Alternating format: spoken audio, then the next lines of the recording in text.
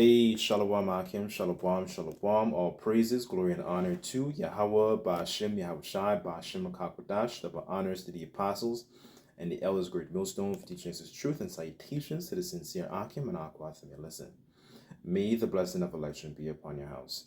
My name is Brother Requai. I'm back in here with another quick and Lord's will, as always, an edifying lesson. And for today's lesson, I kind of just wanted to talk about how kings are not easily accessible. They're fairly productive. They're knowledgeable. They're not like ordinary people that you come across, and that's something. Coming back into this understanding that we learned that we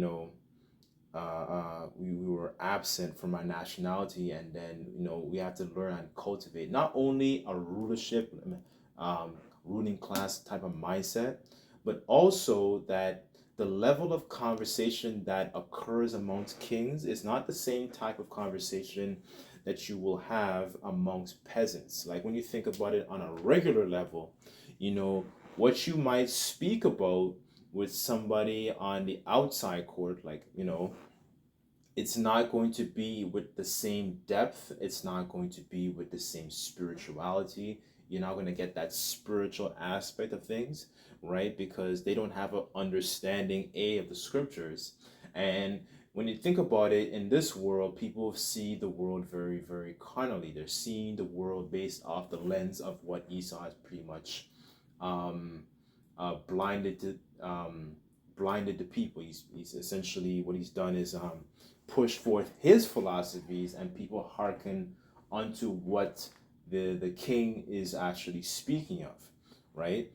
So what I wanted to do is read a couple precepts in regards to like kings not being accessible, because we have different priorities, right? And it's a strong difference in between the things and we speak of versus the things of what peasants, people of the world speak of, right? So I'll start off here. This is First Timothy 4 verse 13, and it says, "Till I come, give attendance to reading, to exhortation, to doctrine.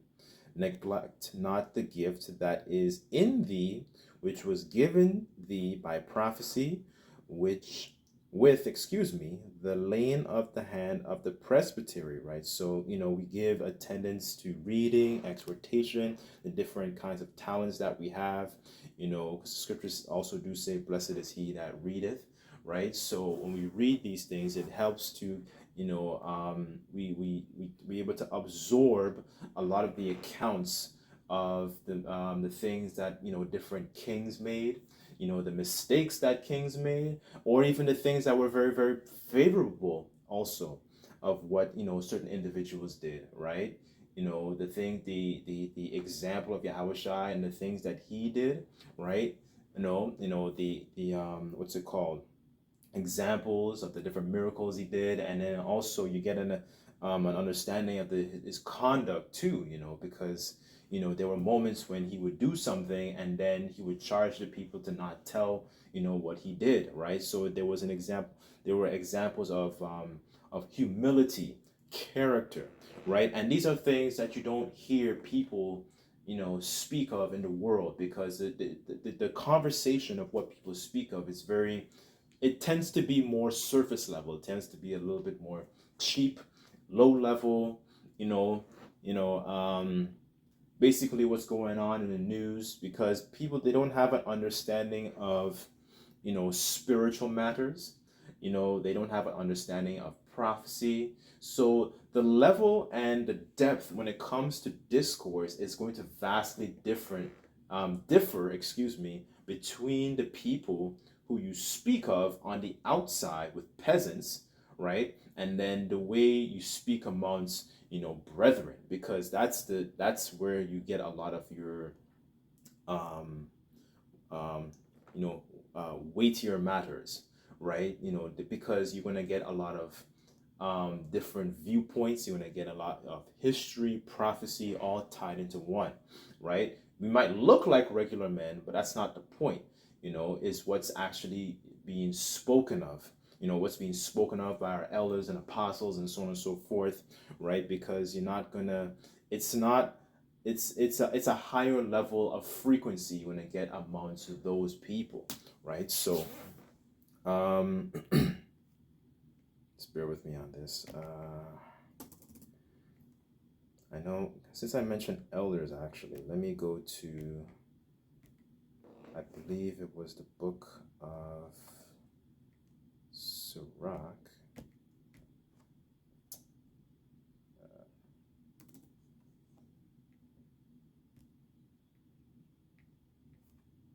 Just bear with me. Let me just find this real quick.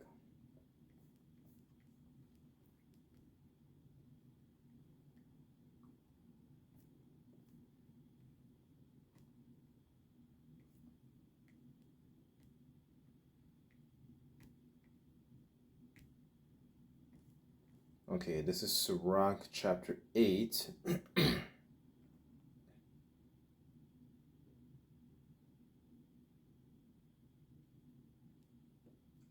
I'll start at verse 8, and it says, "Despise not the discourse of the wise, but acquaint thyself with their proverbs, and of them thou shalt learn instruction," right? And when you think about it, as a nation, our people lack the importance of one culture, and a major part of our culture really is the presence of elders.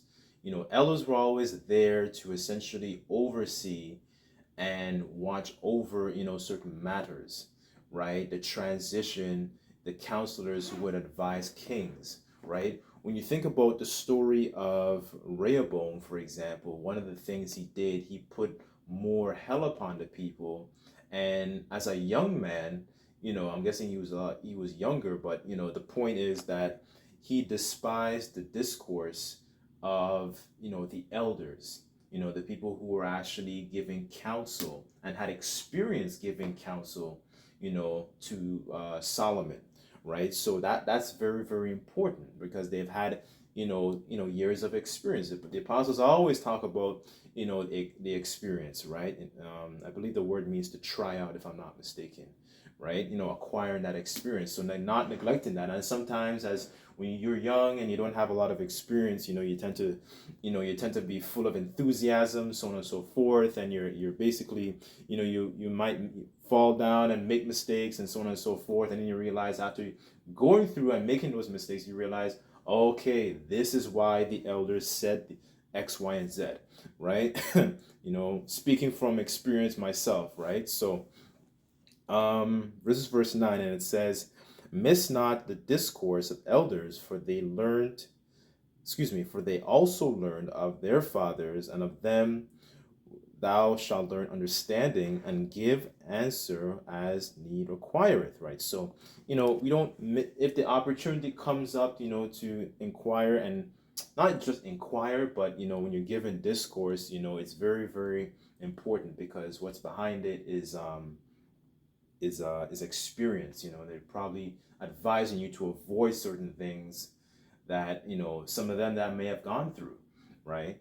So these are the kinds of conversations, going back into the point, we frequent ourselves and dwell in, because this is coming back and having an understanding of our culture, right? And having an understanding of how to navigate through different experiences, and how to navigate through these different times to come, because in this time people don't think about the evil day. They don't think about essentially having a relationship with Yahweh Bashim Yahushai.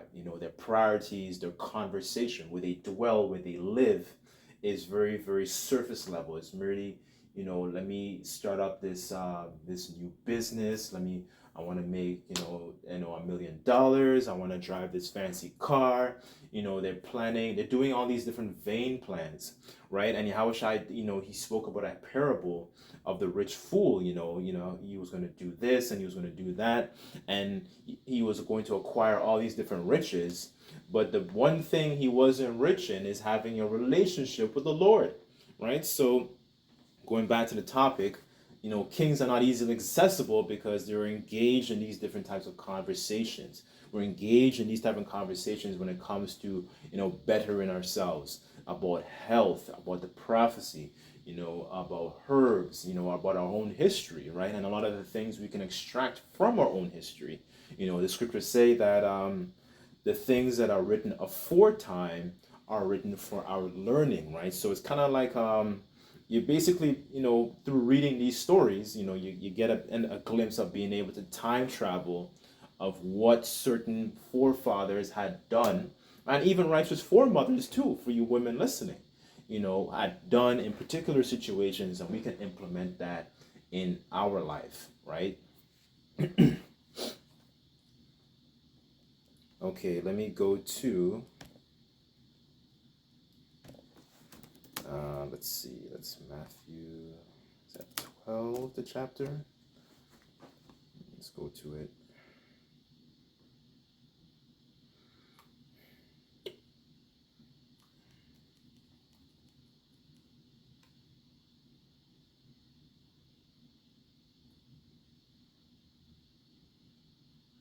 Okay, this is, one second.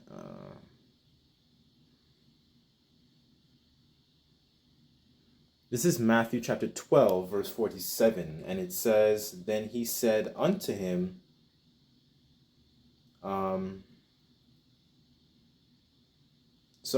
it says, Then one said unto him, Behold, thy mother and thy brethren stand without, desiring to speak with thee. And it says, But he answered, and he said unto them, and told them, Who is my mother, and who are my brethren? And he stretched forth his hand towards his disciples, and said, Behold, my mother and my brethren. Verse 50, For whosoever shall do the will of my Father, which is in heaven, the same is my brother and sister and mother, right? So, you have your carnal family, right? And then you have your family, right? So, because the men on the highways and byways with you are your real family, because they actually keep in mind. That's another thing also. What separates the two is a fear of the Lord, right? The conduct that produces, right? Because you have a lot of members in your own family. They don't have the same, so they don't give off the same frequency. That's the point, because a lot of our people, especially just in our own family, like your own, family that you grew up with, they don't have that same relationship with Yahweh Bashim Yahushai, right? They don't conduct themselves in a certain way. There might be moments where, certain brothers, they might, some of their, relatives, might eventually come into that understanding, right? All praises. But some of them, you realize like, I gotta distance myself from this person, because this person is not just being a hindrance towards me. This is not good for me as an individual in my spirit. So you got to distance yourself from them, right? They don't actually conduct themselves as people that actually care about Yahweh Bashim Yahushai, right? Because Yahushua even said it, these two things, if I'm roughly paraphrasing, hang the law and the prophets. Love the Lord with all your heart and your soul, and pretty much to treat your brother as as yourself, right? To roughly paraphrase. And that's an example, and that's something that we uphold because we fear the Lord, right? That's coming back into an understanding of our culture. This is how we were properly cultivated. We weren't cultivated to have this super this dislike towards one another, but a lot of our own physical family members have that hatred, have that that distaste for you. Now, and when you come into the understanding, one of the things that happens is that they see that presence of light emanating from you, and they realize, because they don't change, they start to have a little bit of disgust towards you. That's one thing that can happen, right? Another thing that can happen is, you might have some family members that might be drawn towards the light, right? So the point really is that the level of conversation between your family that you grew up with is not going to be the same as with the people, you essentially you break bread with, your brethren, your brothers on the highways and byways, apostles and elders, and so on and so forth. Those are your real family. Like, you're not gonna, the conversation, the frequency is not the same, right? You might have a peaceable relationship with this person in the world, and you're like, I can't, be around a lot of these people because their vibration is very, very dim. It's not actually uplifting you. It's not, as the scriptures talk about how iron sharpeneth iron. It's not, bringing you any closer to having a relationship with the Lord. Our people don't care about the Lord in that zealous way, right? They might have a zeal of the Most High, but it's not according to knowledge, right? So they're not being a benefit towards you. So why it makes you as a king, as a prince, to distance yourself from these people, because they're not beneficial. They're not beneficial people for you, right? Like I said, if the shoe fits, wear it, right? So some brothers might have a situation where they're close with a family member, and they might actually even listen, right? So not every brother's situation is going to be the same, right? But the point is that you're going to spend less time with a lot of these people, because there's nothing to exchange. You go to like, you might have gone to a barbecue in the world or something like that, and then as you go there, you realize it's just a bunch of folly that they end up speaking about. It's nothing, anything ever productive. They speak about the same thing. They complain about the same problems. They have the same quote unquote issue or whatever it is, like that. It's never anything edifying. It's never anything uplifting that's actually exhorting, right? It's never a spiritual eye. There's never a spiritual what's it called, a addition to what you're actually saying, right? As the scriptures talk about how a skillful man, when he heareth the word, he commends it. But when somebody who has no understanding, they kind of scoff at it. And that's another thing that our people do, because they have no understanding. They scoff at a lot of the things you might say. So then, you know what? Distance yourself, right? Let's go back.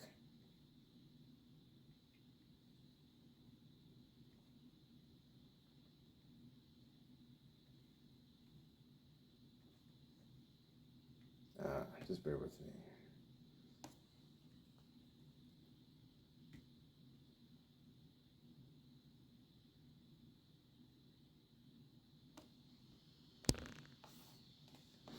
Okay, this is Matthew chapter 13.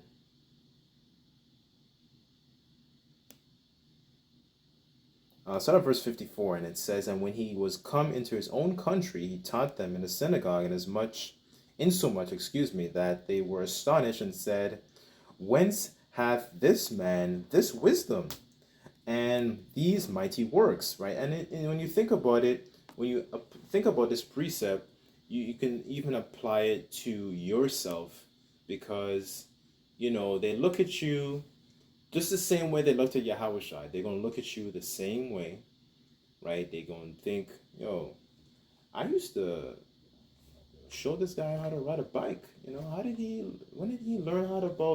he start learning about world history, and how does he know so much about the biology and chemistry and all that kind of stuff? We used to play hide and seek in the room.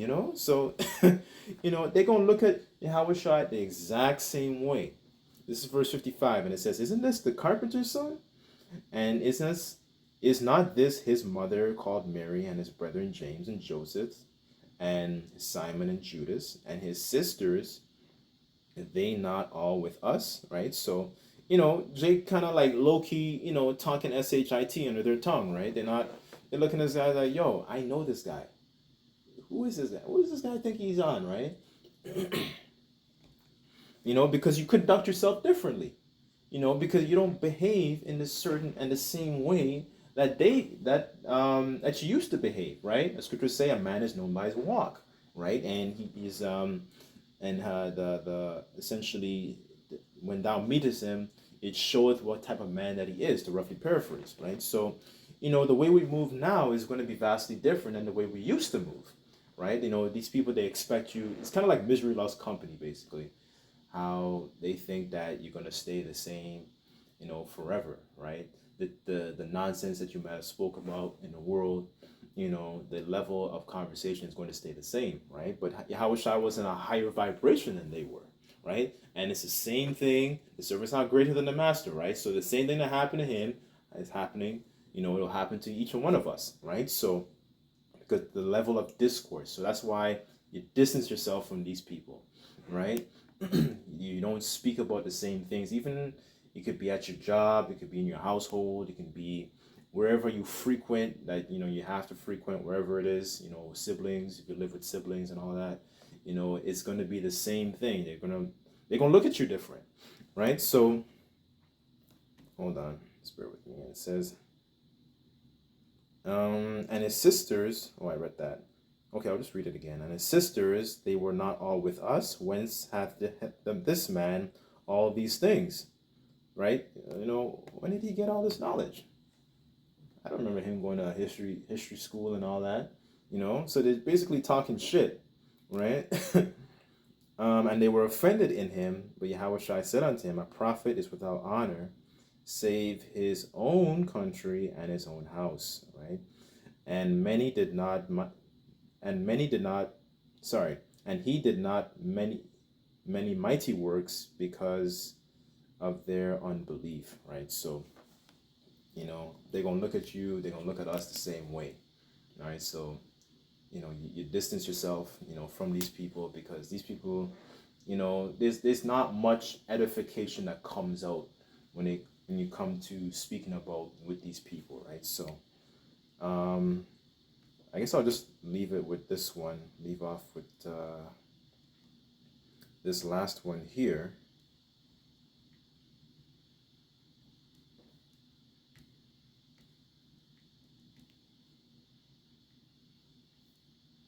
This is Sirach 37, verse 12, and it says, but be continually with a godly man who knoweth to keep the commandments of the Lord, whose mind is according to thy mind, and will soar with thee if thou shalt miscarry, right? So this is why it's better to congregate, speak with brothers, because those are the people who are actually in accordance with your mind, on your vibration.